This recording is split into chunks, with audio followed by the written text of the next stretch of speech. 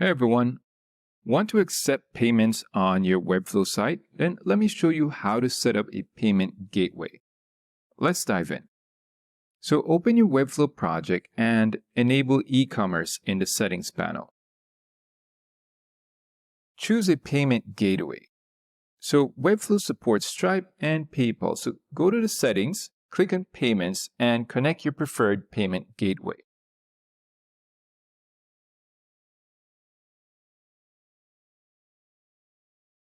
You can customize your checkout. So head over to the designer and customize the checkout page if you wish, and ensure your gateway is connected.